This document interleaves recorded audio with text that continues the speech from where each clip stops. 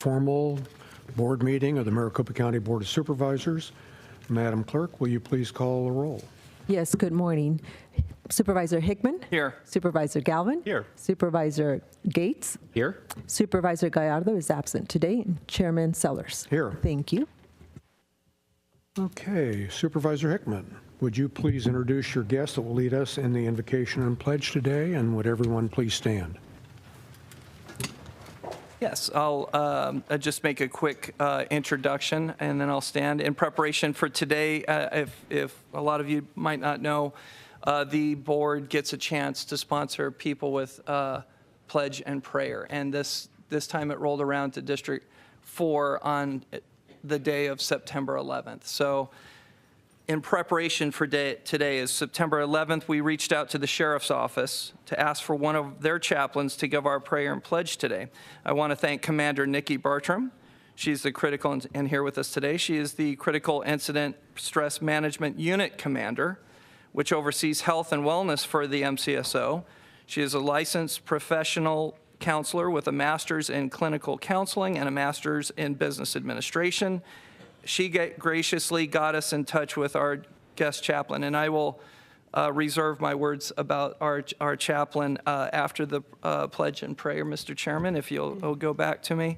And I hope today this prayer and pledge resonates of the day that we are not celebrating. That's not the right word for it, was September 11th, but hopefully we can keep a lot of things in mind as we hear this prayer and pledge. Thank you for the opportunity to be here. I'm Chaplain Ron Legata. I'll pray and then say pledge, and we'll pledge the allegiance together. Let's pray. Heavenly Father, I thank you today for the freedom that we enjoy to gather together as free people to do business on behalf of the citizens of Maricopa County. I thank you for this Board of Supervisors, that they are charged to serve as leaders to guide the affairs and well-being of the people of this blessed county.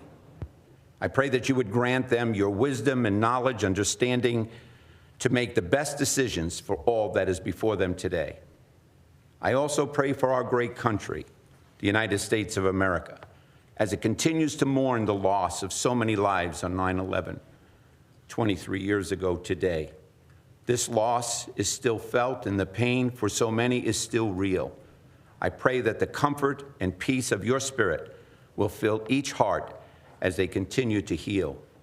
We pray blessing over the first responders then and now, that you would keep them and guard them and protect them and bless them. Father, I thank you for each person that is here today. I pray your blessing over their lives and the lives of their families. I pray this in your great name. Amen. Amen. Pledge. I pledge allegiance to the flag of the United States of America and to the republic for which it stands, one nation, under God, indivisible, with liberty and justice for all.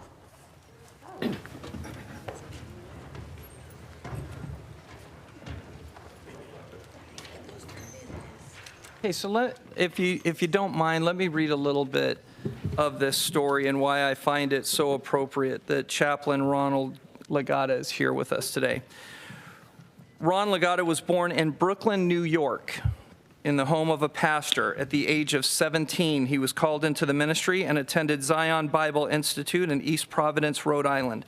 Since graduating in 1972, he has served as a pastor in a variety of congregations across the United States and has also worked as the principal and school administrator of 2 Christian elementary schools. In 1987, Chaplain Legata started Raven Ministries. This ministry is designed to come alongside the MIA and POW leaders in Christianity. Raven Ministries also advocates preventative measures by teaching the body of Christ their God-given responsibility to honor and respect their pastor and his family. Chaplain Legata continues to serve pastors and their families through Raven Ministries in Arizona, California, Central America, which is mostly El Salvador, and the Middle Eastern countries of Israel, Egypt, and Jordan. In March of 2020, Chaplain Legata joined the California Chaplain Corps. CCC, it is known, serves all 26 of the California Department of Corrections and Rehabilitation state prisons and state hospitals. Thank you for that service, Chaplain. That's a forgotten community at times. Chaplain Legata had the privilege to serve for 2 years the High Desert State Prison in Susanville, California. In September of 2021, Chaplain Legata was appointed as a chaplain for the Maricopa County Sheriff's Office and has served MCSO to that date. Chaplain Legata has been married for 26 years to Luann Legata. He has 3 adult children, 4 spiritually adopted children, and 19 grandchildren. Thank you, Chaplain, for agreeing to do the invocation and, most importantly, your service to Maricopa County's first responders. Thank you very much for coming today. The other thing I just wanted to mention, and I hope to mention it before, it's so important, this role that you're in, Chaplain, and as you know, the MCSO is near and dear to all of our hearts. They are sometimes undermanned, but they never give this community and this county bad service. For sure, I've seen it firsthand. Couldn't be more proud to serve alongside them and promote them and support them in any way that I can. At the prayer today, I want to remind everybody, when I was a kid growing up, if a police officer got killed in the line of duty, the whole community knew that police officer's names for years. For years. You'd remember it. Now, unfortunately, the population has gotten so big and the violence so horrible that we come to a place where we have to think about this. These first responders, these public servants that go out every day and serve the community and might not come home at night. Phoenix PD officer Zane Coolidge lost his life this past week. He was 29 years old. He had a wife and a newborn baby. Thank you. Thank you, Supervisor. And I would like to offer each one of my colleagues here to offer any responses they would like to have about September 11th. And let me start with the county manager. Thank you, Chairman. I really appreciate that you brought the chaplain here today with his words. This is something where we all remember exactly where we were that day, and it's important that we honor the memory of the people that were lost on that day and also the people that continue to serve us in the military and the law enforcement to keep us all safe. So thank you to all of them, and thank you, Chairman, for bringing this remembrance today. Thank you. Supervisor Gates. Thank you, Mr. Chair, and I would echo Supervisor Hickman's comments. We're all very saddened by the loss of Officer Coolidge, and I want to thank our county manager for lowering our flags here at Maricopa County to half staff in memory of him and his service to our community. September 11th was a tragic day for all of us. We know that we'll never forget that. We'll never forget where we all were. I certainly will not. At the moment that the second plane hit the tower in New York, I was actually feeding a bottle to our daughter, who was a baby at the time. And so she's 23 years old, and it was 23 years ago. I will never forget that day. But the one thing we have to remember was we saw evil incarnate that day. But what we also saw in response was this country coming together in a way that, frankly, we haven't seen since. And so we need to remember what it was and how we were able to come together as a country and try and recapture that now. And finally, whenever we think about September 11th, we always think about the first responders. All of those lives that were lost, in particular, those first responders who literally ran towards the towers to save lives, and many of them gave their own lives. So we must never forget that, and thank you so much, Mr. Chair. Supervisor Hickman, any further remarks? Yeah, I just reflecting back that Bill said on that morning, I reflect back that I was dating this wonderful woman, and it turned out all these many years later, I've been married to her now for 20 years. But her dad was a police officer. He grew up in New York. He was born and grew up in New York, became a police officer in Douglas, Arizona. And I remember that morning calling because we had so many family members in New York. You just didn't know what was going on, so you instantly think, I'm sure a lot of you did, who do I know in New York that could possibly be in that building? So she was calling frantically some cousins just to see, because the World Trade Center is in the heart, of course, as we all know, in New York. And I reflect back a little bit that when I was appointed to this board, this pen, I had one suit because I was an egg farmer, if you can imagine. Egg farmers don't have a lot of business attire, as well as I had no pen. And I heard that that was important to have a pen, so I called my father-in-law, and he said, I have one. This was sent to from my family. It was the World Trade Center, and it was Together We Stand. And let's not have September 11th be one of those last instances to make us all realize that together we do stand. We're all Americans. We are all Americans fighting for a common goal. And I remember the American flags. You couldn't even buy one in the store. They were sold out. We need, no matter what, no matter who's in office, no matter who is providing fodder or who's an American and who's not, just realize we're all Americans and we all need to pull in this thing together and continue to be a beacon of freedom because the world stood with us that day. And for many months and years to come, they stood with us. So don't ever forget that. So thank you, Mr. Chairman. Thank you. Vice Chair. Mr. Chairman, thank you. First of all, I want to express my condolences to the Phoenix Police Department and the family of Officer Zane Coolidge. I'm the grandson of a New York police detective, and even though law enforcement is a very important story in my family, I know we all appreciate all of the police officers who put their lives on the line every single day, and to see a young police officer struck down in the prime of his life with a young family is just heartbreaking and tragic, but also I think goes to a wider situation in which people feel that they have the ability to shoot at and try to kill police officers. So I just want to express my support for the entire Phoenix Police Department, but all police departments, including our own law enforcement officials here in Maricopa County. And so Officer Zane Coolidge, rest in peace. 2009-77. 2,977 people died on 9/11. Shanksville, Pennsylvania, the Pentagon, New York City. But these were people from all 50 states. In fact, these were people from dozens of countries around the world because they came to America and they wanted to have a better life. I grew up in New York. In fact, my father helped build Battery Park City, which is right next door to the World Trade Center. So that part of Manhattan means a great deal to me and my family. I went to high school in Manhattan. I was not in New York that day, but my mother and my brother were, and I was unable to get in contact with them until after night had fallen. So for many hours, I had no idea what had happened to my mother and my brother. Thank God they were safe. Unfortunately, I knew a few people who passed away that day.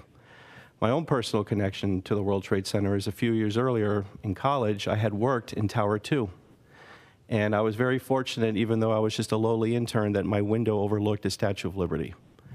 And I remember thinking about my ancestors, the immigrants of my family who came to America, what they must have thought the first time they saw the Statue of Liberty. And here I am, high in the sky, able to look down upon it every single day. And even though I grew up in New York, I never took it for granted. And I never took for granted that summer, that view that I had. So imagine my reaction once I knew my family was safe, of all the people that had passed away that day. These are people that I probably took the elevator with on a daily basis, people I probably stood in line behind when we're getting a bagel, people I probably sat next to on a subway train, and by 10 a.m., all of those lives were extinguished.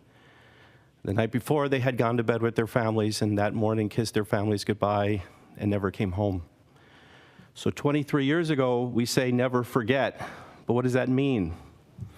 Well, we have to teach our children what happened, but I also think we have to teach our children why it happened. Who did it?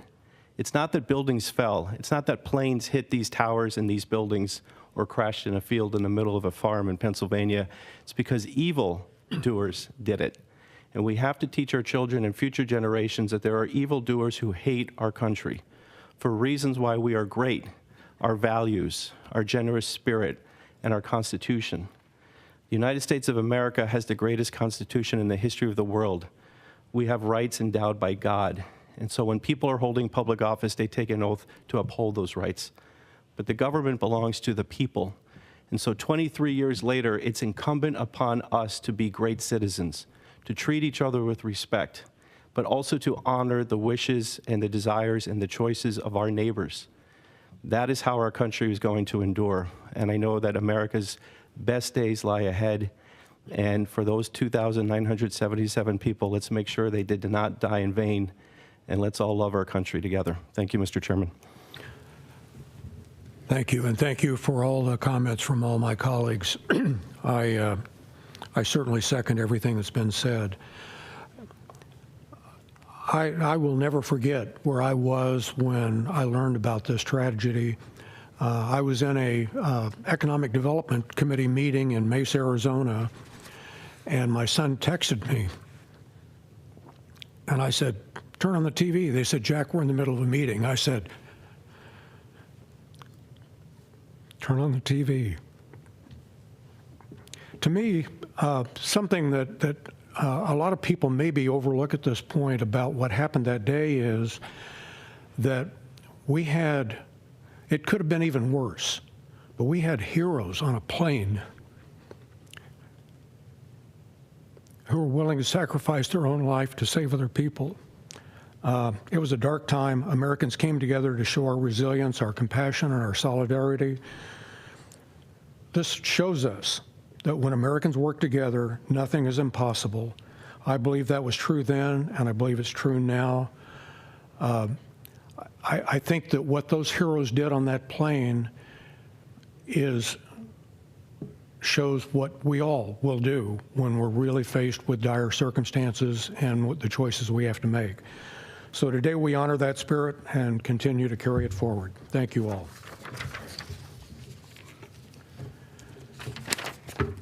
Okay. Let's go to the Pet Showcase. Kim, please introduce us to the star of today's Pet Showcase, Chloe.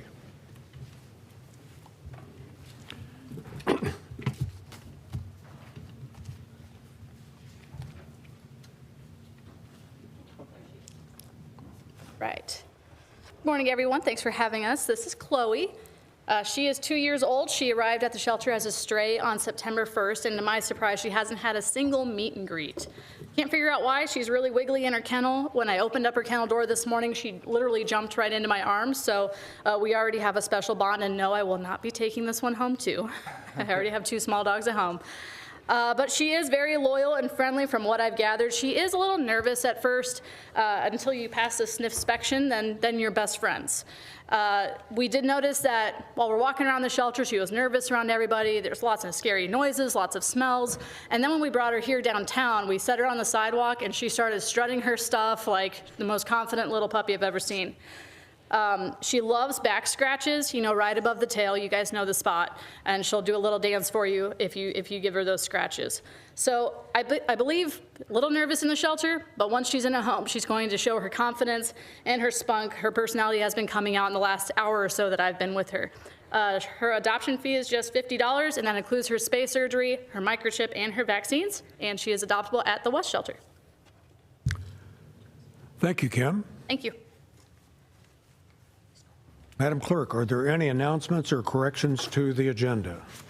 Chairman, excuse me, Chairman, Supervisors, I do have a couple of announcements. On page 10, item number 14, that is the appointments and reappointments to GPEC. That item is being withdrawn, item number 14. And then item number 6, under the Planning and Zoning regular hearings, the applicant has requested that that item be continued to the September 25th meeting. Okay. Thank you.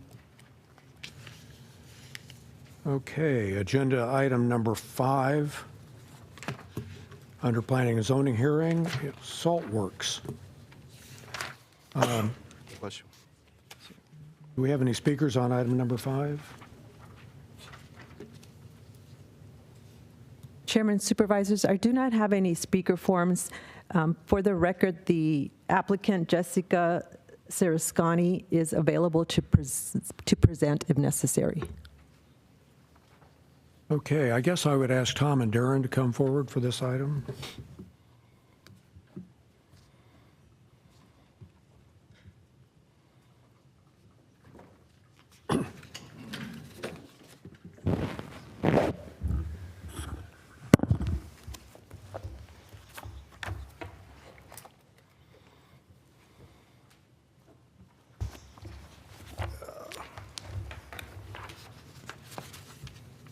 Thank you, Mr. Chairman, members of the board. This is zoning case Z 2023-048, known as Saltworks in District 5. Subject site is 5.1 acres approximately on the north side of Buckeye Road between Avondale Road and 107th Avenue. The request before you is a rezone from Rural 43 and C3. The site has split zoning. The existing condition of the site is that it's an old warehouse and silo facility that was adjacent to it still is adjacent to the Union Pacific Railroad property that's immediately to the east. You have just heard a similar request and a rezone to INDIUPD to the property to the west. Avondale does surround the site. It is a county island in the Avondale planning area. The applicant is making this request to approve industrial zoning to allow the site for warehousing, primarily of salt products. The IUPD will allow for modifications to the height, allow for screening of the site along Buckeye Road, and to prohibit quite a bit of uses within the industrial zoning district itself. It should be noted that there is a condition of approval that storage on the site will be limited to indoor use only. The stockpiling and storage of materials on the outside will not be allowed per the stipulation. There's been we've received about 25 letters of opposition in this case, primarily from neighbors within the neighborhood to the north. They cite noise, dust, and traffic concerns for that site. We have heard from the city of Avondale. They have concerns with the development of the site as their general plan calls for mixed-use development. They would prefer the site to annex into the city for mixed-use commercial community-oriented uses. However, if this case were to be approved, they would, like it noted, that they would need to meet city regulations as it relates to ingress and egress off any of the public rights-of-way that belong to Avondale and the public and that they would meet city requirements for emergency ingress and egress. With that, the commission heard this at their August 8th hearing. They recommended with a vote of 6-0 to approve this site or this rezoning, and I'll be happy to answer any questions that you have. The board will now consider item number 5. Mr. Chairman, with a little bit of opposition, okay, but I have heard that there's a municipality that has a little bit of opposition. Is that true? Correct. We received a letter from the city of Avondale from their planning development director, stating that their general plan designate this for mixed use uses. And the preference for their area plan and their general plan that this stretch would develop as a mixture of uses that would be commercial oriented or open space oriented, community type open space orientations. The neighborhood to the north has significant amount of open space that buffer this site in particular. And so their preference would be that this would annex and develop into the city itself to meet their regulations and their plans and policies related to that type of development. So that being said, Mr. Chairman, I'll just remind you, this is in District 5, and Supervisor Gallardo is not in attendance, and I don't want to do a vote and then find out later that, oh, wait a second, I should have had the opportunity, to speak to Avondale or other people. I just don't know if that's occurred. So if you don't mind, I would vote for a continuance. I don't know if that needs to be a date certain. But that's what I would put up, a motion to continue this item till the next board meeting. Mr. Chair, I would be inclined to second that, but I think we have the applicant here, so maybe if we could just check with them, if I'm not mistaken. Okay. Thank you, Chair and board members. Jessica Sarkisian, Upfront Planning. Yeah, I was instructed that there's an October date that was possible, and that would be fine. as well with us. Fabulous. Great. Well, I will second that motion then, Mr. Chair. Okay. Chairman, Supervisors, if I may, the October 23rd formal meeting date? Please. Amend my motion to approve that date for the continuance to be reheard. Okay, we have a motion and a second. All in favor, please say aye. Aye. Aye. Any opposed? That motion carries. Okay, agenda item number 6. The board will now consider item 6. Do we need a motion to continue this, Madam Clerk? If you will, please. Yes. Okay. Mr. Chair, motion to continue this item to the September 25th meeting? I will definitely second that. We have a motion and a second. All in favor, please say aye. Aye. Aye. Any opposed? That motion carries. Under statutory hearings, clerk of the board, liquor license application, acquisition of control for Sonny's. Item 8, bingo license application for Rosetta's Pizza and Sports Pub. Under transportation, item 9A and B, road files as listed on the agenda. Item 10 through 13, patent easement abandonments as listed on the agenda. Chairman, Supervisors, I do have a few speaker forms. First of all, for the record, Thomas Aguilera for item number 7A, the liquor license application is available to speak only if necessary. Now, I have 2 speakers that wish to speak in favor. That is on item number 10, patent easement abandonment. And I have another speaker who wishes to speak on item 13, and that is also patent easement abandonment. I will call on the first 2, Eric Hess, followed by James Erb, in favor on item number 10. And Mr. Chairman, do you mind, being that there is a speaker slip filed for item number 13, if we take that one off the list and we'll do that by itself? Are you okay with that? Certainly. Okay. Eric Hess, do you wish to speak on item number 10?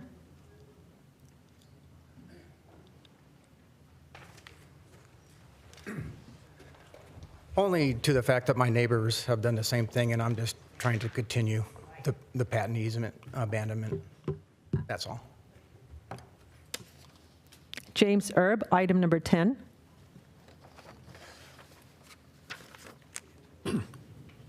My name is Eric Erb. I'm the abutter to the west of Eric, and just wanted to give him my approval, my support. Okay. Now, item number 13, in opposition, William Van Worden. Mr. Chairman, Yeah, I'm prepared to We're gonna- make a motion to approve items 7 through 12. Yes. Mr. Chairman, I want to second that motion, but I also want to express appreciation to 2 constituents from District 2 who came down here, took their time to let us know about their support for item number 10. So thank you for coming down. Okay. We have a motion to approve items 7 through 12. And a second. All in favor, please say aye. Aye. Aye. Aye. Any opposed? That motion passes. The board will now consider item number 13. Mr. William Van Worden. Go ahead. Yeah, I just have some additional questions and concerns regarding the abandonment of the easement and how it relates to my access to a property that adjoins, that I have full access to downstream from the property. So I'm just, I just recently purchased the property, and during the closing process, there was a sign on the front of the property that said this hearing was happening, this meeting was happening, and so I needed to show up. And so just trying to figure out what and how this is going to affect my ability to gain access to my property as this goes through. This is a portion of the easement that's going to be utilized to gain access to my property. Mr. Chairman, I would find it appropriate if Jesse could come up for a moment with McDOT due to it being in their area. Jesse, I appreciate it. You just found out about it? You just found out about it? Within the past month, this meeting was happening, and I went down to MDOT, and there was trying to get Yeah. answers, and it's not the easiest thing, figuring out what steps to go through next and then and now, so. Jesse, I would just ask, in the planning process, this is what we're about. So go ahead. Mr. Chairman, members of the board, Manager Pekorski, I think that this is a particular concern for us for 41st Avenue and Sunset Drive. I think from our viewpoint for McDOT, our recommendation is for us to research the matter further, be able to meet with the constituent, Mr. Van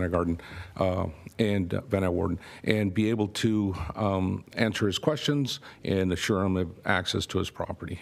Being a new property owner, I completely understand his concern, and out of abundance of caution, our recommendation is that we continue this item to allow for staff to revisit his concerns and be able to meet with him and address any of his questions. Jesse, how much time do you think you need? You're both here, and I am fine to ask for a continuance and make it date specific because we have meetings coming up. But when would you look to be able to talk to him, talk about this, and then talk to us if it's valid or not? Supervisor Hickman, I believe that we could meet with a constituent immediately. Okay. I would think by the next formal meeting we'd be able to settle any of his concerns. We're very close to being able to answer his questions literally today, but I want to be sure that we research it fully and be very clear. Mr. Chairman, Juanita, when's the next formal board meeting that we could? Supervisor Item Hickman, again. that would be September 25th. September 25th. Mr. Chairman, I would move for a continuance on for the next meeting with this item on September 25th in order to allow McDOT to have enough time to talk to the concerned citizen and have a discussion. Okay. We have a motion and a second. All in favor, say aye. Aye. Aye. Aye. Any opposed? That motion carries. Thank you, Jesse. Okay, under county officers, item number 14 has been withdrawn. So the board will consider items 15 through 17. Mr. Chairman, I'm sorry. Go ahead. I do have some speaker forms. I have two speaker forms. One is from Lori Baroni and Don Adams, and both wish to speak on item number 15. Lori Baroni.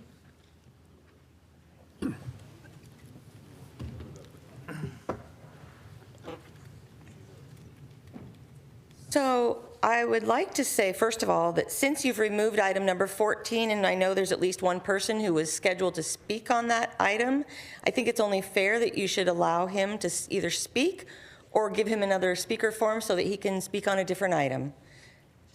I mean, that's only fair because you've now pushed off that agenda item. Also, since we're playing audibles again and changing the rules as we go, in that regard, I'd just like to make a comment, or that's regarding the item number 14, that I believe that what you've done with Dr. Branch is despicable. The way you've treated him and run him out of a job that he was clearly doing successfully and appreciated in that position for more than 7 terms. And the way you've treated him, I believe, because he dared to get up and speak about all this, the theatrics that you created here in the springtime by building this wall. He dared to speak out. You prevented him from being able to speak at some of his own meetings and spoke for him, Thomas Galvin, I believe, is criminal. I mean, it's wrong. The man had a job, you refused to let him do it, and you've driven him out of his job. And I think the other part of it is he dared to speak out about the shooting range, that he was overseeing. He dared to speak up for his constituents, and now you've driven him out of his job. I think it's shameful and despicable, and you should all hang your heads in shame. You'll answer for that someday, too. Don Adams also wishes to speak on item number 15.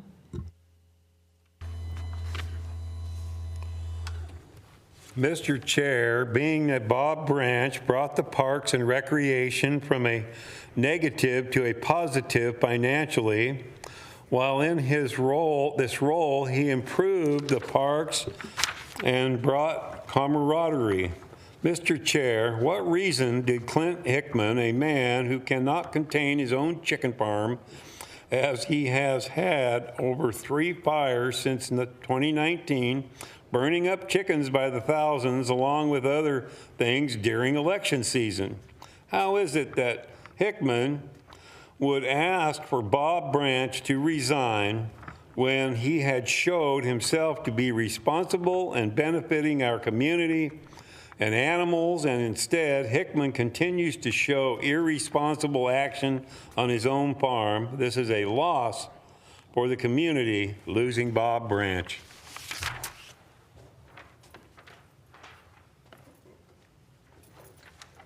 No other speakers, Chairman.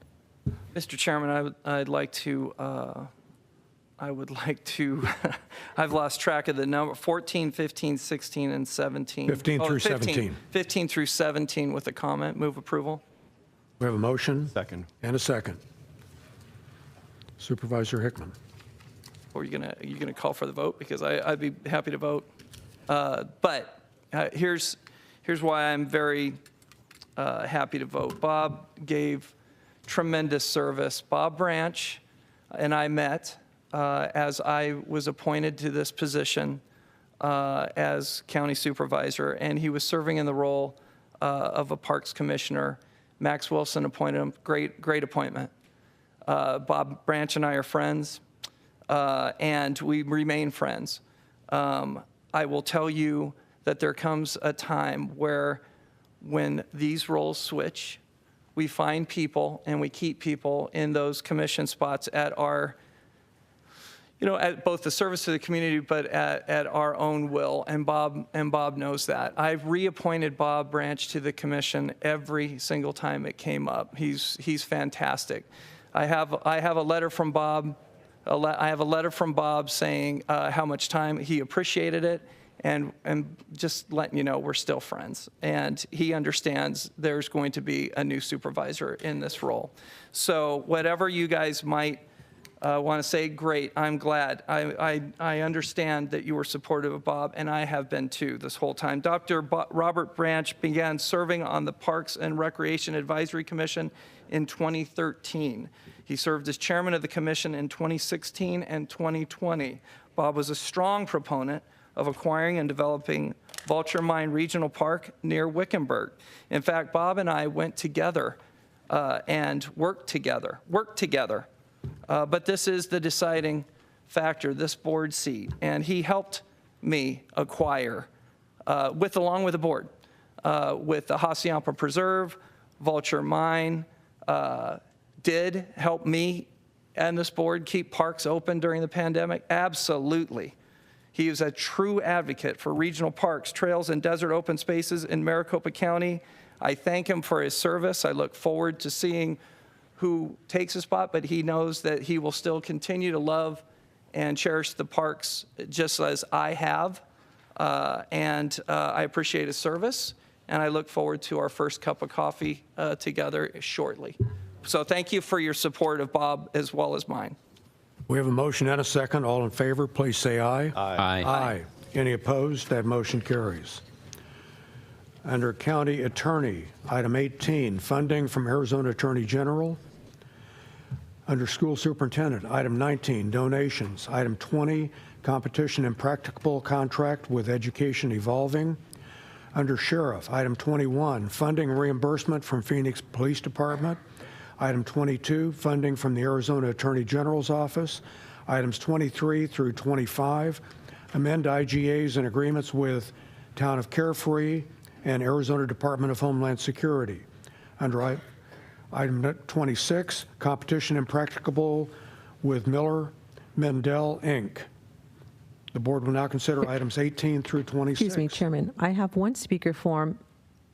The name on the speaker form is Joe, and I'm sorry, I cannot make the last name out. It looks like H-O-F-T. He wishes to speak on item number 24, which is the amendment to the agreement from the Arizona Department of Homeland Security. That is on item number 24.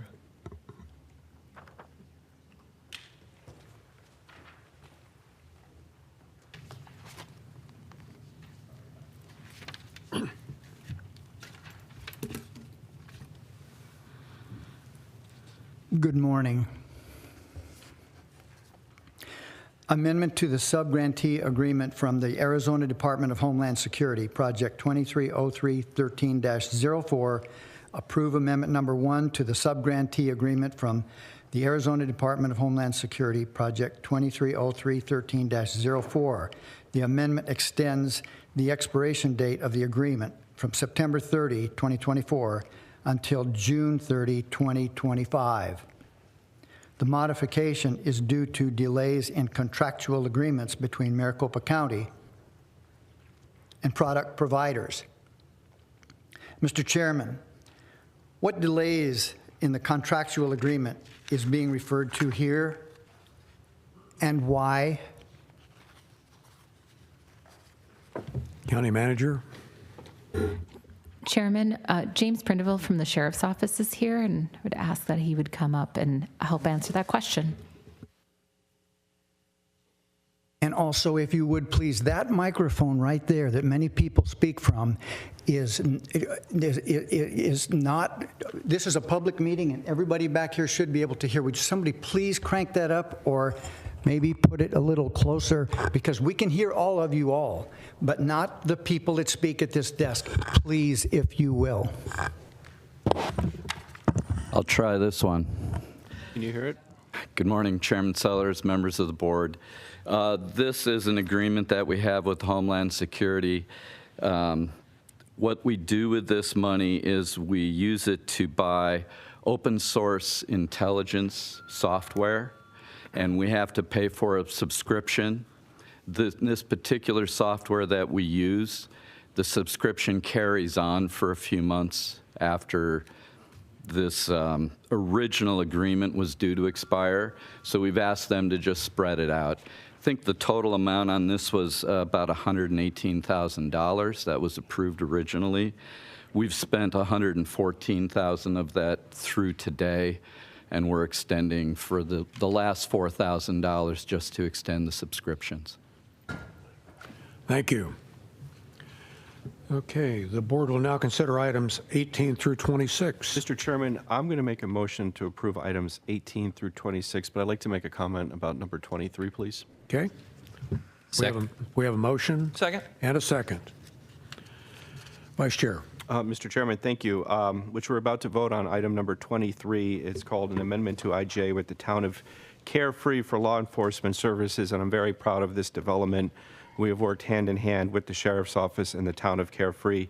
This is for an amendment to the intergovernmental agreement for law enforcement services with the town of Carefree and Maricopa County on behalf of the Sheriff's Office to accomplish the following: a full-time deputy for a full year, supplemental traffic enforcement, and we've added a section to the service provision that authorizes optional addition service personnel to respond to higher priorities when required. And this will take effect in October 1, 2024. You know, I'm really appreciative of the Sheriff's Department and the Sheriff's Office. They are stretched thin across our county, but the town of Carefree is in my district, District 2, and we heard from Mayor John Crane, who's a fabulous mayor, a great partner with Maricopa County, that they like to see one member of the Sheriff's Office in the town year-round. And, you know, it's no longer a town where snowbirds leave during the summertime. This is a very active and very important town in District 2, and this is a request that they made. So I want to say thank you to the town of Carefree for their patience. I want to say thank you to Sheriff Skinner for his leadership. Thank you to Mayor Crane of Carefree for his leadership. But I particularly want to highlight my Chief of Staff, Garth Camp, who was running point on all of this and did a fabulous job bringing this together. So I'm proud to vote for this item today. Thank you. Thank you. We have a motion and a second. All in favor, please say aye. Aye. Aye. Any opposed? That motion passes. Continuing under Sheriff, item 27, donation. Item 28 through 30, IGAs, MOUs with Arizona Department of Corrections, Rehabilitation and Reentry, Arlington Elementary School District, and Daisy Mountain Fire Department. Items 31 and 32, one-time addition to fleet. Under Treasurer, items 33 through 40, offer on tax-deeded land parcels as listed on the agenda. Chairman, I do have two speaker forms. I'm sorry, one speaker form. Both of these are from Leslie Shepard, and she wishes to speak on item 33, the offer on tax-deeded land parcels. Leslie Shepard.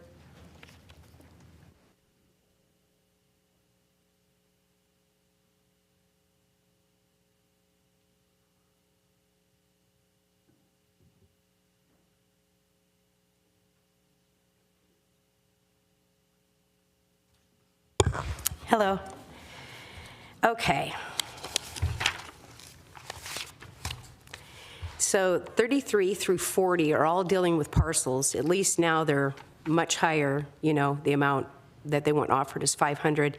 My curiosity is, because when I look at 33 through 40, it says that there was no winning bids, but then later on it says that no more bids will be taken. So that was strange to me. It was like a contradiction all in the same area. So I'm trying to understand if there were no bids and now it's set up for the highest bidder and they have to pay cash, but no other bids will happen. I don't know how that's supposed to happen. And then not only that, one of the things Clint Hickman likes to do when he's laughing when I'm trying to make sure that you guys are actually not parceling out somebody else's land and selling it, like the gentleman that came here and said he was going to sue you guys because you actually parceled out his land. I'm trying to understand these bids for cash. Who's going to want to pay cash for something that isn't but a road or an alley or whatever? Who's going to want to do that if you're saying that nobody's done it so far? What would make you think anyone would still do that if that's the only thing that those parcels are? So that's my question. And I find it interesting that a camera is allowed to be up here with the gentleman moving around, but we're not allowed to be up there filming you guys. I just want to mention the double standard. So can I have an answer to my question, please? County Manager. Sure, Chairman. Jordan Dale from the Treasurer's Office is here, and he can help answer some of those questions.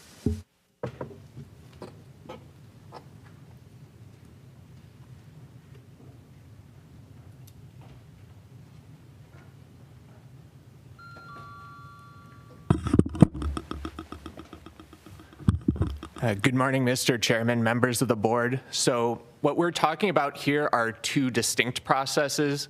So in May of 2023, there was a live online auction for parcels, and the parcels on the agenda today did not sell at that auction. Now we're talking about a separate process, which is over-the-counter sales, and we have language on the agenda that says no further offers are accepted. That's just simply due to the timing that the Treasurer's Office has received an offer, recommended an offer, and submitted it to the Board of Supervisors. And at that point, we don't allow subsequent offers because the timeline has cut off. In response to the second question, there are over 80 parcels listed on the Clerk of the Board's website. People may want to purchase them for various reasons. In the case of the 8 parcels on the agenda today, they are all located within the Sundance residential community, and it's the Sundance HOA which is placing the offer. They were already maintaining the parcels. This allows them to have formal ownership of the parcels if accepted by the board. Thank you. Thank you. The board will now consider items 27 through 40. Sorry. Mr. Chairman, I move for approval with a comment. Second. We have a motion and a second. Supervisor Hickman. Hey, as my colleagues know, I usually keep a pretty jovial attitude up here. So I just wanted to say the reason I'm happy is as you continue, it felt good because the Treasurer's Office is here to talk about that answer. That's not always been true on different agencies, but lately we've been able to have the agencies, the heads, to come in and answer some of these questions. And and that's a chairman's initiative that you saw fit to do and ask the county manager and the further electeds to make sure that if we're going to be talking and the people want to know about what's going on in their departments, it's best to have somebody that can answer these questions extremely knowledgeably. This is a gigantic, I continue to say it, family business that I'm used to. It's great to have our professionals here in attendance on Wednesday formal board meetings, be they under the county manager's office or other elected officials, because we've had years of questions like this, and we really get to strut our stuff with real great professionals that represent. So that is why I'm happy and smiling. So. We have a motion and a second. All in favor, please say aye. Aye. Aye. Aye. Any opposed? That motion passes.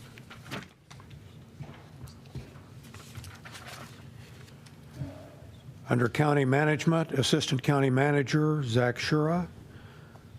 Item 41, Maricopa County WIOA Local Plan for Program Years 2025 through 2028. Item 42, Resignation from the Maricopa County Workforce Development Board. The board will now consider items 41 and 42. Move approval. Second. We have a motion and a second. All in favor, please say aye. Aye. Aye. Any opposed? That motion carries. Under county offices and departments, air quality, item 43 through 44, agreements with U.S. Environmental Protection Agency and Maricopa Association of Governments. Item 45, amend agreement with Town of Gilbert. Under animal care and control, item 46, restricted donation budget adjustment. Under correctional health, item 47, agreement with Health Current. Item 48, amend agreement with Community Bridges, Inc. Under emergency management, item 49, one-time addition to fleet. The board will now consider items 43 through 49. Mr. Chairman, I move to approve items 43 through 49. We have a motion. Second. Mr. Chairman. Who are you going to give it to? Supervisor Gates. Second. We have a motion and a second. All in favor, please say aye. Aye. Aye. Any opposed? That motion carries. Under finance, item 50, fill the gap. Item 51, funds transfer warrants. Item 52, no objection letter for foreign trade zone for Sub-Zero Corp. Inc. Under human resources, item 53, amend premium pay rates. Item 54, market ranges. The board will now consider items 50 through 54. Mr. Chairman, so moved. Second. We have a motion and a second. All in favor, please say aye. Aye. Aye. Any opposed? That motion carries. Under human services, item 55 and 56, amend contract and IGA with Solari, Inc. and Tempe Elementary School District Number 3 and City of Tempe. Items 57 through 62, agreements and IGAs with Portable Practical Educational Preparation, Inc., Morristown Water Company, Community Bridges, Inc., Save the Family Foundation of Arizona, City of Buckeye, and City of El Mirage. Chairman, I have one speaker form from Lori Baroni. She wishes to speak on item number 59. That is the agreement with Community Bridges. Lori Baroni.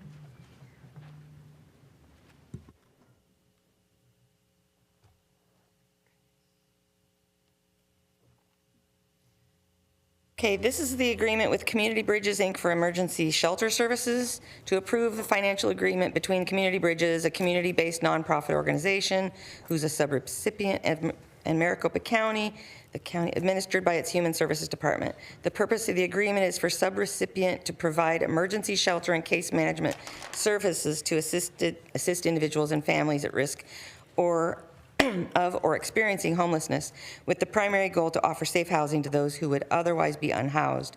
Formal meeting agenda, yada, yada, page 25 of 40. The county shall provide the subrecipient with $298,073. Mr. Chairman, we've asked several times in the past at these BOS meetings how you can prove that you're not using the shelters for non-citizens. And I do want specifics. How can you determine a non-citizen is not being given priority to over American citizens that are on hard times? Please be specific, because we'd all really like to know. County Manager. Chairman, Jason is here from the Human Services Department, and I'd invite him up to answer that question.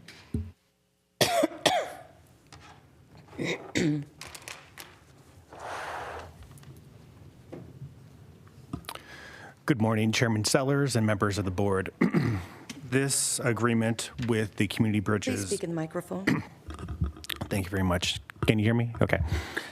This agreement with Community Bridges for these emergency shelter services, we are, per this contract, we must comply with all federal and state laws for anyone that we serve that comes into these emergency shelters. Included with those federal and state laws, we must not discriminate. We must provide equal opportunity and equal access. Part of what this contract and many other contracts for these emergency services provide is by helping individuals such as those that are maybe have said that they are veterans, maybe they're fleeing from domestic violence situations, to get them connected with case management services that can help them obtain things such as obtain like a state ID, maybe get their driver's license, and then get them connected to those deserving benefits that they have. That didn't give the specifics on how you prove that they are not illegal citizens. Thank you. The board will now consider items 55 through 62. Mr. Chairman, I make a motion to approve items 55 through 62. Second with a comment. We have a motion and a second. All in favor, please say aye. Aye. Aye. Aye. Any opposed? That motion carries. I want to thank our CDAC group. If you look at item number 62, I remember when we cobbled together money for the county to take a old fire department and turn it into a library in the city of El Mirage. It's a very small city. It does not have sometimes enough tax revenue to be able to afford some great things for its residents. So this is what CDAC is about, the use of federal funds to be able to fund something through the county that will have long-lasting effects. So outdoor learning for that group and for the people that are in that community, I think is fabulous. And this adaptive reuse that this board has practiced for many years with county buildings and even elsewhere, this is just another grow out of being able to identify the ability to find funds and do something that will last for years. So I appreciate it, Mr. Chairman. Thank you, Supervisor. Okay, under procurement services, item 63, mobile system support and maintenance. Under public health, item 64, funds from Health Resources and Services Administration. Item 65, agreement with Banner Health. 66, appointments to the Ryan White Planning Council. Item 67, Board of Health bylaws. 68 and 69, amend agreements with Nurse Family Partnership National and Desert Mission, Inc. The board will now consider items 63 through 69. Mr. Chair, move approval of items 63 through 69 with a brief comment. Second.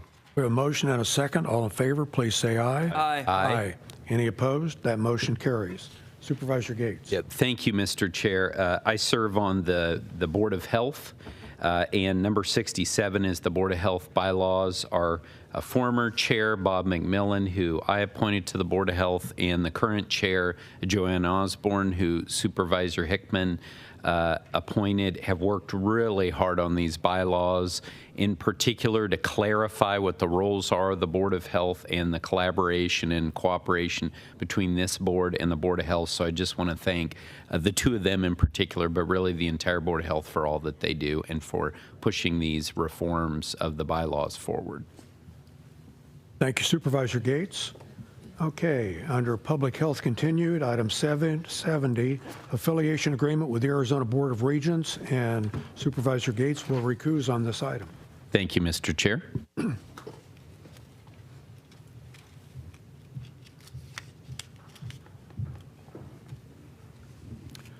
The board will now consider item 70.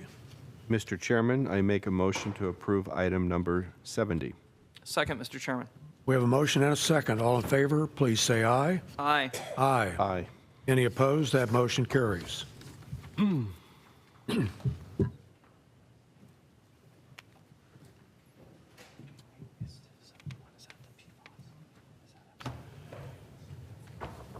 Okay, under transportation, item 71, access agreement with Luke Air Force Base.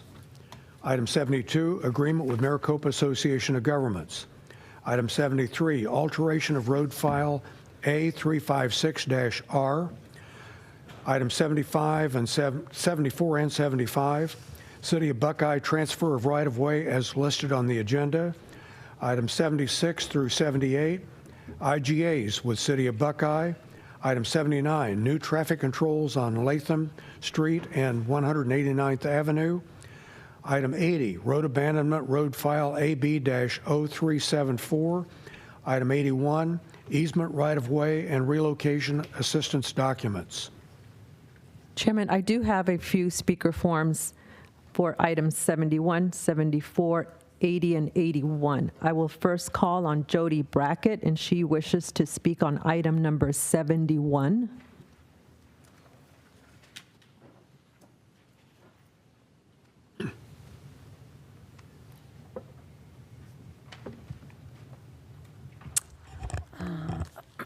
I just wanted to know exactly what that means on 71. Can you please explain that, of what that is? County Manager. Mr. Chairman, I appreciate that question. I hope if that's the only question, because I would like Darcy to come up and explain item 71 and what that is, especially on a day like today. The county works hand in hand with Luke Air Force as much as we possibly can in a partnership. But please, if the question is, what is item 71 about? Item 71 is an agreement with Luke Air Force Base that enables them to do additional PFAS monitoring in the water supply in the area surrounding Luke Air Force Base. Okay, so it has nothing to do with air, just water? It is not air monitoring. Okay. Thank you. Thank you. Thank you. Next, Jody wishes to speak on item number 74.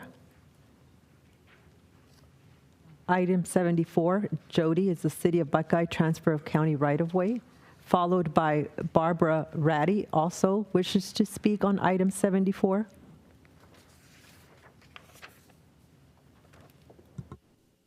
Okay, City of Buckeye, transfer of county right-of-way. So Buckeye seems to be a favored city this go-round, with item 61 receiving $605K, with 74 to 78 being requirements. Can you please be specific as the transfer of the right-of-way, and what does that mean for the City of Buckeye? County Manager. Chairman, Jesse Gutierrez is here, and he can explain how we transfer right away to cities.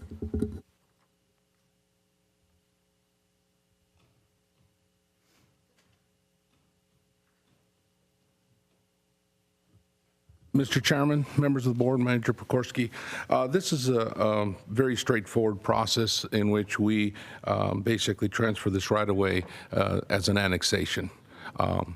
Alex Smith with the Real Estate Division can talk to any of the specific details, and he's here with me. Mr. Chairman, members of the board, we're transferring this under State Statute 94710 that allows the county to transfer county right-of-way or county roads to an adjacent municipality. Okay, thank you. Thank you. Barbara Ratty.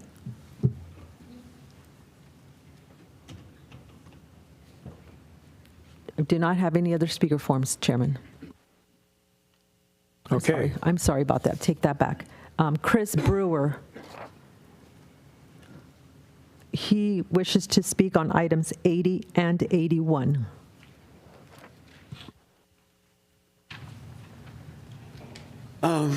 City of Buckeye, transfer of county right-of-way. Who are they abandoning the right-of-way to? And I was wondering about Maricopa County easement agreement for highway purposes on June 17th, 1972. Why did it take over 50 years to make this change? But more specifically, I'm concerned with item 81, Project A, concerning relocation assistance. And it says lessee Michael C. and Susan E. Cordova. Are they being moved against their will? Are they being properly compensated? And how many other people are being moved? And how does this affect the city of Buckeye? Supervisor Gates? Yeah, Mr. Chair, I think 80 and 81 are actually both in District 3, so that they aren't referring to Buckeye. But with respect to the lessee, I know 81's dealing with the Anthem Community Council up there. I don't know, if the county manager would like to have anyone come up to address that particular piece. Chairman, Supervisor Gates, you are correct. These two agenda items are not related to the transfer right away to Buckeye. And Alex Smith is here, and he can answer the first question on why an easement is being abandoned, and then the second question about the easement and right away relocation assistance documents. Chairman, members of the board, with respect to the abandonment of the easement, historically, easements were granted to the Department of Transportation for roadway purposes. That easement is no longer needed, and sometimes it's a property owner that asks for it to be abandoned. Sometimes we review it and abandon it on our own. But in this case, it's the landowner that wants the abandonment. Okay. The Department of Transportation has no need for that easement. Okay, thank you. Thanks. Oh, Chairman, I believe the second question related to compensation for the Skunk Creek crossing at Desert Hills. To be clear, that is a voluntary transaction. We've already closed on the property. The landowner needed some extended time to get his relocation. We try to be as cooperative to the landowners as possible when doing acquisitions, and this is part of that cooperativity. Okay, very good. Thank you. The board will now consider items 71 through 81. Mr. Chairman, I make a motion to approve items 71 through 81. Second, Mr. Chairman. We have a motion and a second. All in favor, please say aye. Aye. Aye. Aye. Any opposed? That motion carries. Under setting of hearings, Sheriff, item 82, revisions to processing fees to be charged by legal liaison section. Under Transportation, items 83 and 84, patent easement abandonments as listed on the agenda.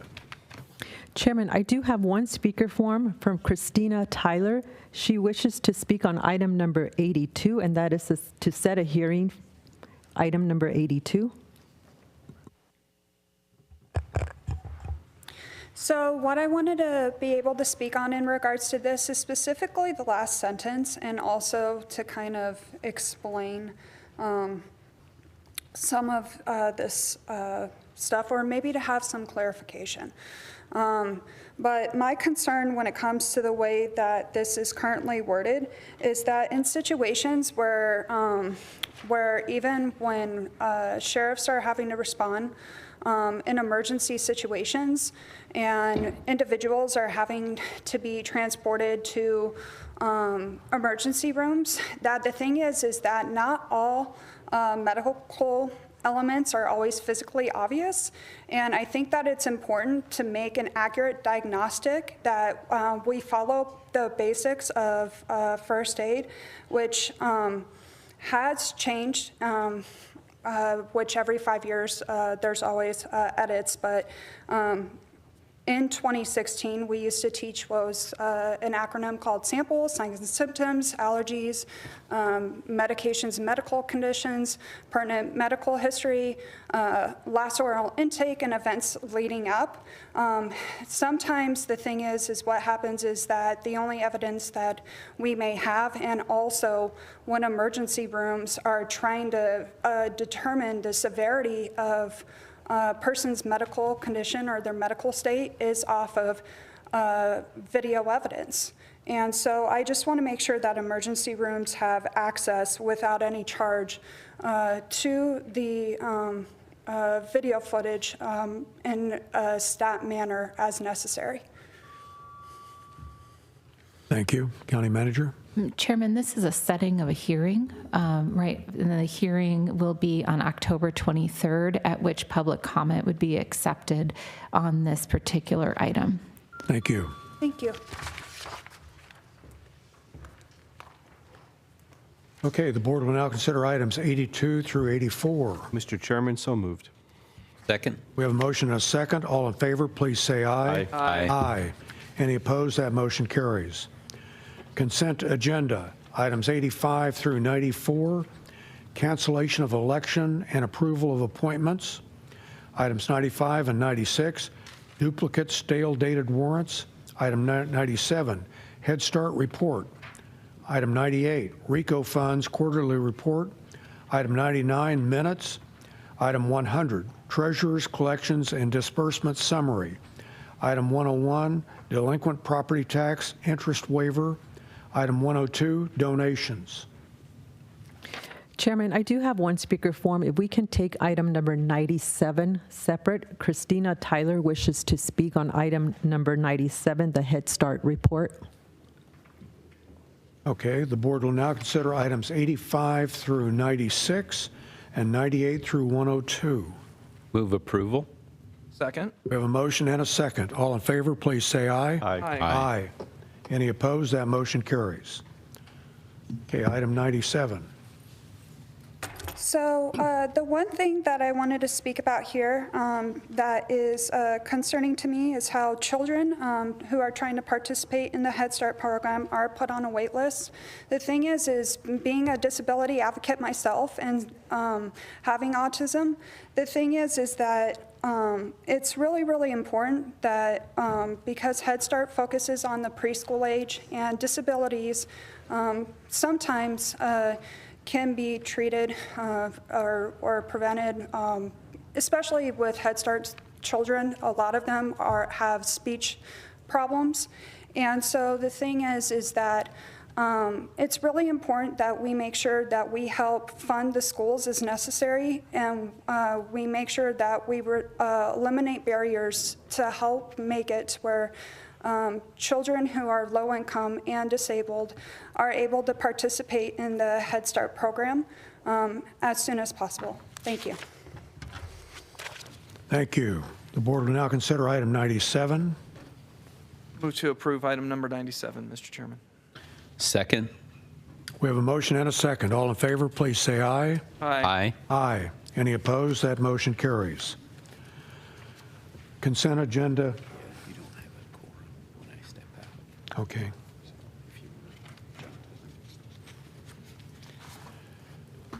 Consent agenda item 103, settlement resolution of property tax cases and claims, and we will wait for the vice chair to return because.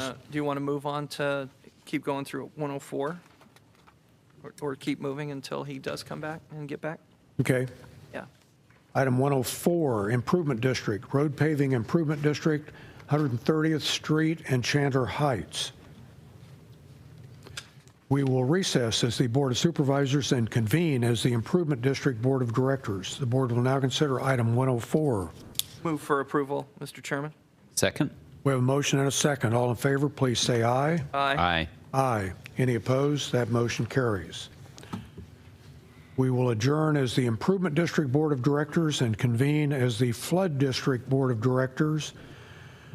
Under Flood Control District, easement right-of-way and relocation assistance documents. The board will now consider item 105. Move approval. Second, Mr. Chairman. We have a motion and a second. All in favor, please say aye. Aye. Aye. Any opposed? That motion carries.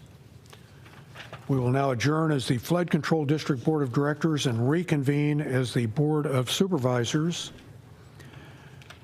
Under Board of Supervisors, item 106 is public comment. Well, I tried to buy him some time.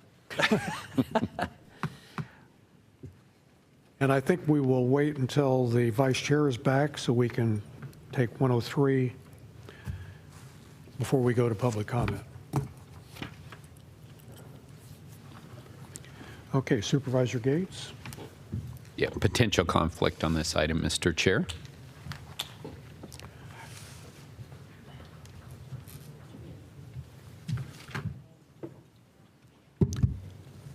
The board will now consider item 103.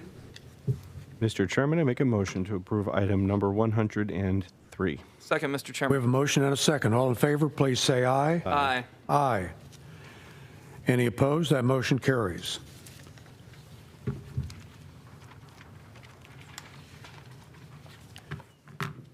Madam Clerk, do we have anything to report regarding public comment email responses? Chairman, Supervisors, we did receive a few email comments, and those have been shared with all the board offices. I do have approximately 12 speaker forms for public comment. I will bring these to you. Thank you.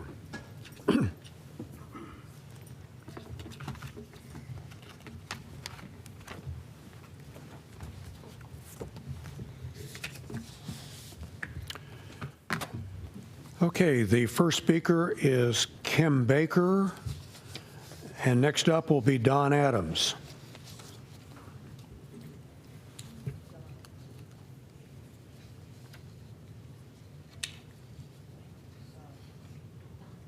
Kim Baker. Oh, him? Oh.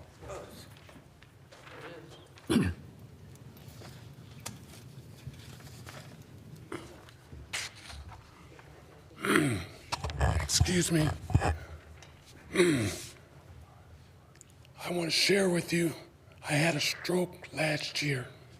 I'm recovering now, but there's a problem. I'm here to ask for the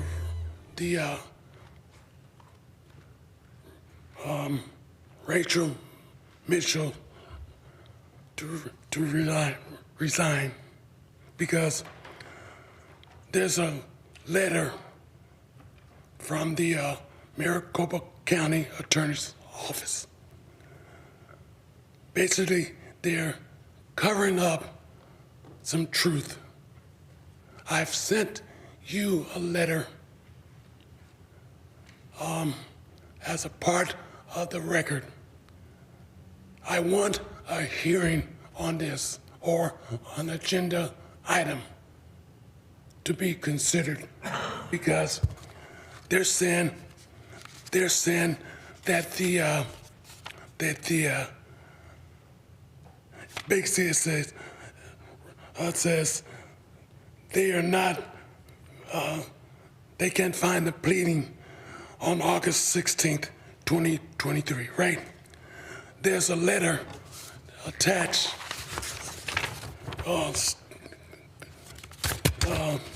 stamped by the court on August 16th, 23, but they're denying that they received it.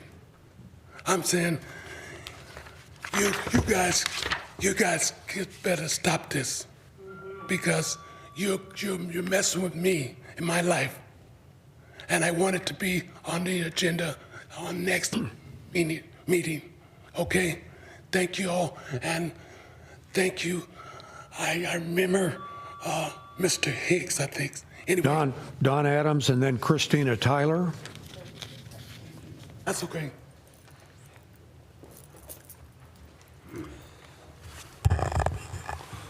Run-back election services is part of the disease that plagues our country and the state of Arizona.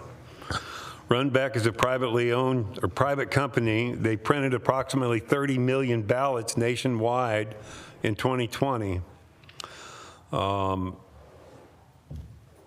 Dr. Shiva's team analysis determined that at least 12% of the 1.9 million early voting mail ballots in Maricopa County had signature mismatches, representing 230,000 ballots that could have been cured. In contrast, Maricopa County only reviewed or cured about 25,000. Throwback to 2022. Lawsuit brought by Kerry Lake against Runback in Maricopa County for denying legal public records request. 35K ballots inserted into the 2022 election of Runback. Receipt of delivery forms showed how Runback received 35,000 fewer ballots on election day than it scanned and sent back to MTech. The fix is in. Arizona, printing company to scan ballots before they are sent back to the county with no observers. Like I keep telling you guys, the best thing you could do is to resign in disgrace with full disclosure of your crimes and who you did it with. It might help you when it comes to the time you have to face your military tribunals for treason. Thank you. Christina Tyler and then Cody Ream.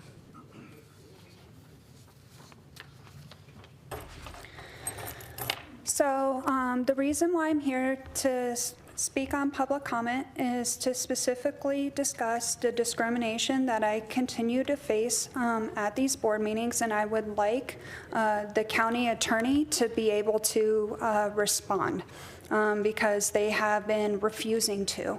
I have been continuously getting declined equal opportunity in conjunction with reasonable accommodation. The only reasonable accommodation in which your guys' board will allow when it comes to me speaking from home is for me to submit a video in advance. And the thing is that is not equal to me being able to speak at a board meeting. I should be allowed to speak from home as a person who has half my brain herniated in my spine called a Chiari malformation, several cysts on my sacrum nerve called paraneural cysts, which we're not going to go down the rabbit hole of a million medical policies as to why I can't get treatment, but long story short, state statutes, but that doesn't have to do with you guys.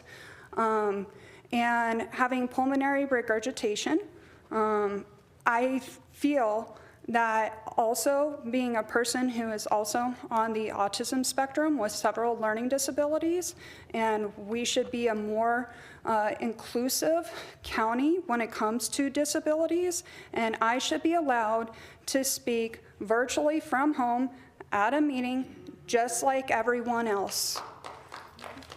So please follow the Americans with Disabilities Act of 1990, and please give me an answer as to why it takes 3.5 weeks for your ADA department to respond, which is an ADA violation. Thank you. Cody Ream and then Blue.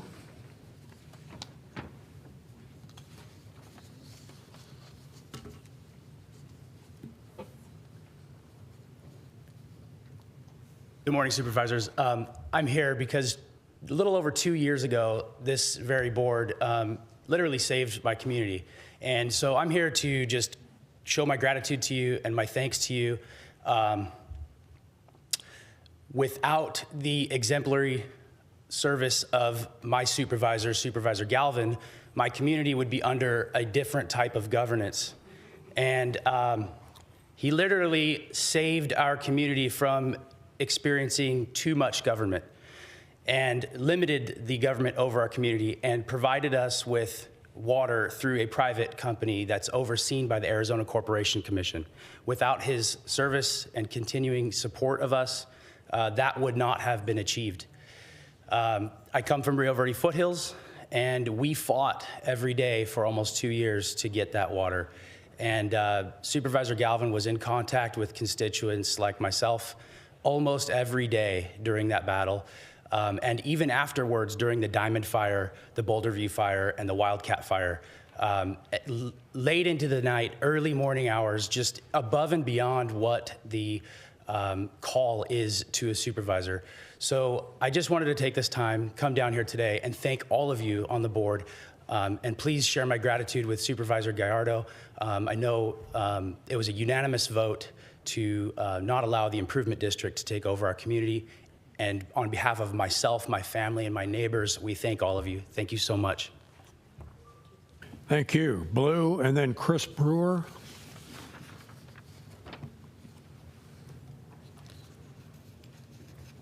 Hi, y'all. It's been a while. I'll just start off with condolences to the Wilson family because Max did pass away last month.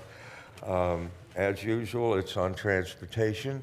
I'd like you guys to realize that MAG still has not done its part to put the plan together for the RPTA and continues to say, well, we're trying to get public input to find out what we should do.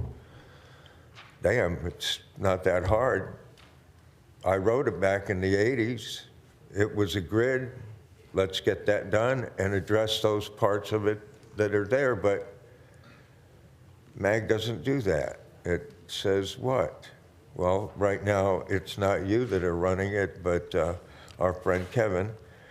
And what is his plan? I remember when the rail was thinking about coming from Tucson as a part of an expansion of Amtrak. And I pointed out at that time that there was no bus infrastructure within Chandler to take care of anybody that would be then using the rail for transportation. So I know that he would like to say that he's an advocate, but unless they do it right, as I've said before, I will encourage everyone I know to vote against that extension, because if it just takes care of roads and freeways, where's the stuff for the RPTA? As in, if it's not there for the citizen, why do we spend money on it? As in $2 million for facial recognition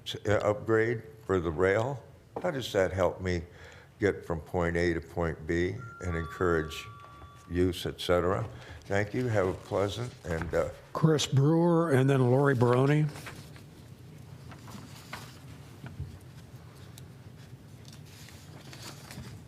Mr. Chair and Board, we are here to put on record that the Election Procedures Manual has been drastically changed by Secretary of State Adrian Fontes. Effectively, UBOS role regarding elections is being neutered. Your say in how this is done is being minimized by these unlawful changes. The usurping Secretary of State has taken the reins out of your hands to make you speechmaker and rubber stampers even in the election process. We have watched corruption and compromise grown in our elections. It is exposing your lack of respect for our Constitution and your oath of office. I will take this time to talk about some of these repugnant rule lawmaking that you are allowing to continue as you violate the Constitution. One might think that the legislature must approve the revised election manual, but according to statute, that is not the case. 16-452 rules, instructions and procedures manual, approval of manual, field check and review of systems violation classifications. These are the types of laws Maricopa County loophole Liddy loves. Listen to this hogwash and how the law of the land and legislation is being bypassed. After consultation with each county board of supervisors and other officers in charge of elections, the Secretary of State shall subscribe rules to achieve and maintain the maximum degree of correctness. Thank you. Lori Baroni and then Tom Arnold.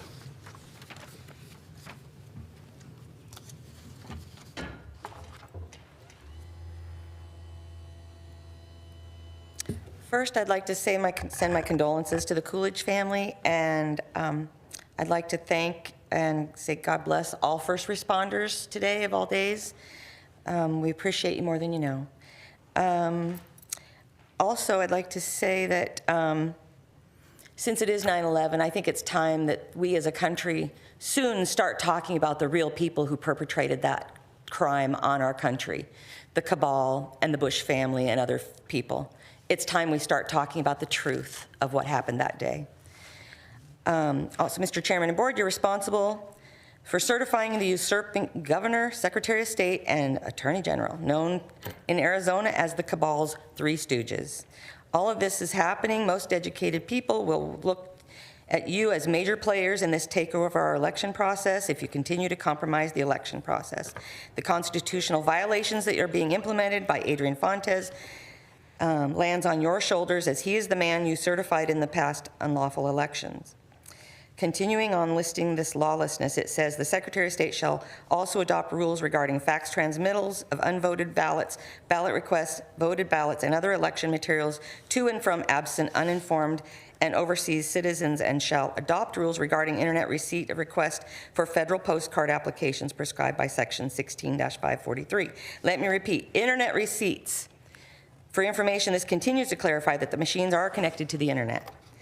16-543B, the rules shall be prescribed in an official instruction and procedures manual to be issued no later than December 31st of each odd-numbered year immediately preceding the general election. Before its issuance, the manual shall be approved by the governor and the attorney general. The Secretary of State shall submit the manual to the governor and the attorney general no later than October 1st, the year before the election. You are in violation of our Constitution and regarding our elections. Shame on you. And if number 82 that you just passed is regarding electronic recording, is that for this and that? Thank you. Tom Arnold and then Barbara Ratty. You can answer that because that's a criticism, sir. Because we're already paying for electronic recording of this meeting. Why do we need more? Tom Arnold and then Barbara Ratty. That is a direct criticism of you, sir. We do not respond to public comment. That's not true, sir. You're violating your own ombudsman guide, sir.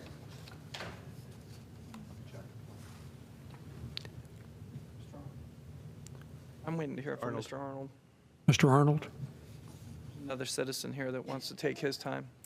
Love how you just refuse to answer the questions that you are allowed to answer. I didn't hear a question.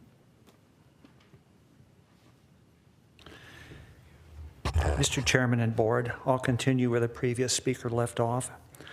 Another repugnant law or rule now being implemented is C, a person who violates any rule adopted pursuant to this section is guilty of a Class 2 misdemeanor. Mr. Chair and Board, to be clear, the fact that all of this is happening against the Constitution is treason. The military does not see this violation as just a Class 2 misdemeanor.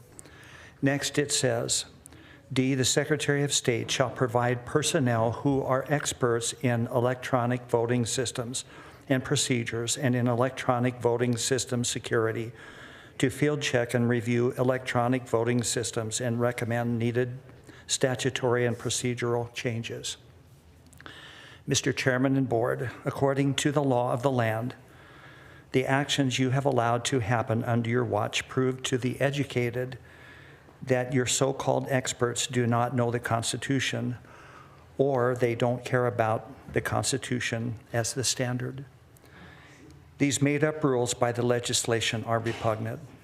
ARS 16-543 statute needs to be ignored as they are null and void according to the Supreme Court rulings.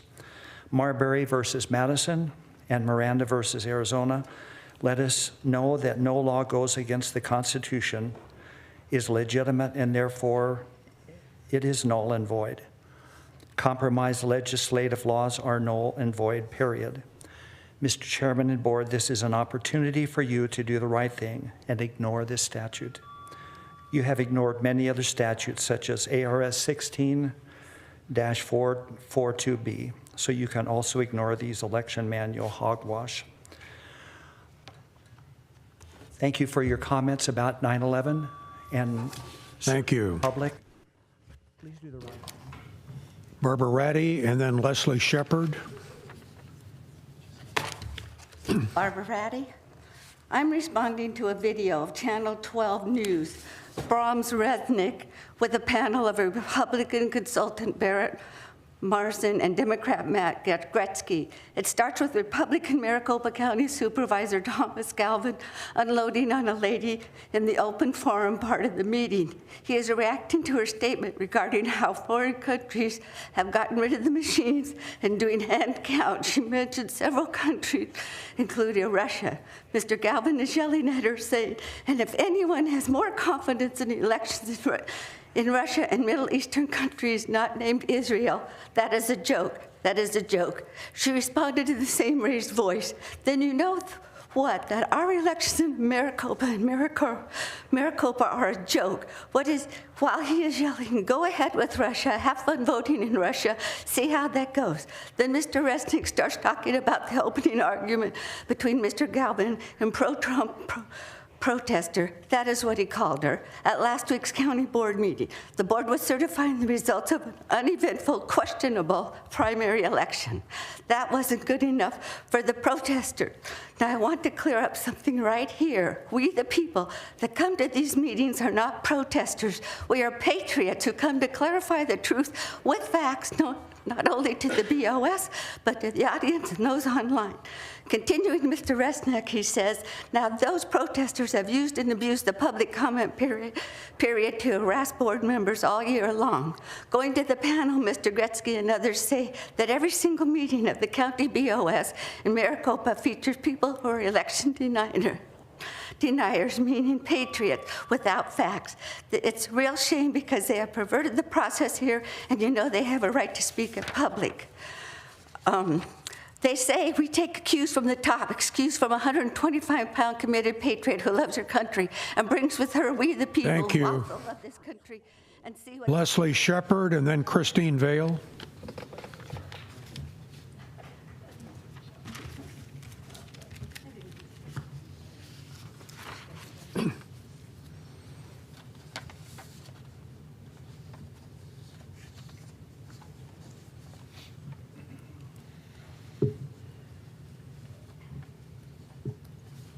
Okay. Real quick, that was great. I understand that it's election season. Hello, channel, whatever you are, that's going to do a hit piece on us. I just wanted to say that was great. Just to let you know, a broken clock is right twice a day. So good job, Galvin, bringing that gentleman in. Just a real quick, these are my ballots that were sent to me. 2 of them. That's 2. I didn't use them, but I could have. Obviously, the way our system's set up. In 1992, in Venezuela, it was the 3rd richest country in the hemisphere. And then Smartmatic. Ours is called Dominion. They found out later, and that was Americans that published all of this, that those votes were off by 1.5 million. And now, look at it. It says here we have Venezuela by 2019, they unarmed their citizens and they were massacred by their own government. You know, I appreciate that people want to sit here and tell you guys what a great job you're doing. Like I said, a broken clock is right twice a day, so we better hear some good things. Okay, so the other thing is to just let you guys know that we are preparing for hand count. It's a bipartisan action. We already know that the party system's broken. They made it very clear as Robert Kennedy endorsed Trump, and then you got the mayor of Mesa, Robert Kennedy, a Democrat, endorsed Trump. Then you got the mayor of Mesa, who is a Republican, who endorsed Harris. So basically what we're just saying is we already know it's a uniparty. We're just letting you know we're unifying, and we're preparing for hand count. Your unwillingness to allow us to do hand count, it'll be reflected in your tribunals and whatever little channels doing their little hit piece. It doesn't matter to us. The bottom line is we are obligated to come down here. This is not a riot. This is what our Declaration of Independence says that we're supposed to do. The fact that you haven't seen us before is shame on us. Now it's shame on you. So I ask you to please be supportive of the hand count. And again, our system is broken.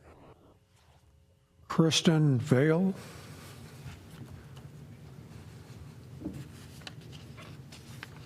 Mr. Chair and Board, Venezuela lost their country due to election interference. The people who cast the votes don't decide an election. The people who count the votes do. That's a quote from Joseph Stalin. Mr. Chairman and Board, other countries, as we shared in previous Board of Supervisor meeting, are eliminating the election tabulator machines from their elections. At this point, you, all 5 of you, have showed yourself to be part of the demise of our republic with these lawless elections. Too many people refer to us as a democracy. We are not a democracy. We are a republic. Amen. The people, the party system that has been used to divide up the country is becoming more and more clear that many of us are no longer buying the Republican-Democrat division hogwash. Robert Kennedy, Democrat, endorsed Trump. Mesa, Mayor, Republican, endorsed Harris. So we, the bipartisan people, are telling you that hand count training is bipartisan, and we are giving you a chance to do the right thing and support the hand count for our general election. That bipartisan people are tired of the deep state manipulation. You can still do the right thing. Support us and help yourself as the military is watching you. Please do the right thing. Our last speaker is Diane Barker.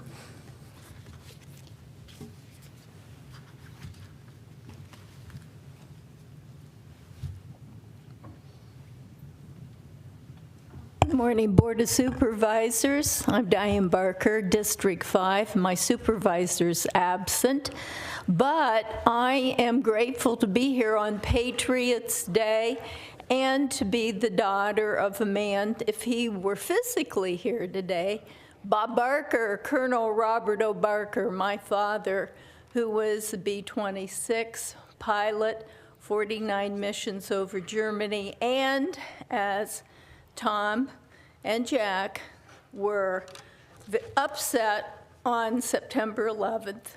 I remember talking to my father, and it was something that he couldn't imagine would be happening on our country. But I'm here today to tell you, it was very clear in the debate last night, that as these people here, these patriots are saying, the two-party system is really broken.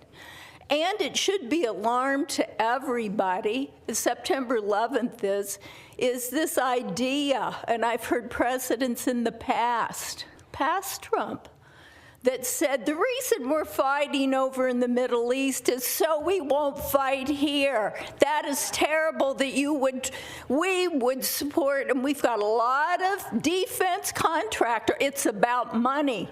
I want to see these defense in Arizona start retooling for freedom and peace, because this world is too small today with many, many people to have anybody that wants to fight. And we need to have jails so big for anybody that wants to fight. They go there. We don't fight.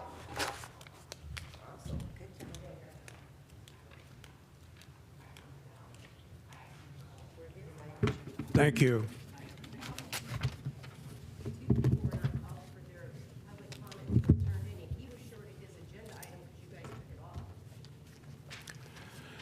Any comments, County Manager? Not today, thank you, Chairman. Supervisor Hickman. Well, I wanted just to reflect again on September 11th, Mr. Chairman. Mr. Chairman. And you shorted him his agenda item because you changed it afterwards. So now you want to make Mr. Chairman, I would appreciate her to stop so I can speak. That's all. That's fine if you do. If you wish, when the agenda item is actually heard, then you would be invited to speak. After he turned in his slip, and his slips are not being, they had theirs turned in. That's why we don't like to turn them in early, because we take pictures of them. You guys are not calling them. I have public comment too. Supervisor Hickman. Thank you, Mr. Chairman. You know, in my comments today, I talked about September 11th, and one of the agenda items that came up that I didn't talk about was the county's partnership with Luke Air Force Base with the PFAS issue that's been going on, with the environmental issue, and working together and hopefully researching together, protecting both of our citizens and our airmen.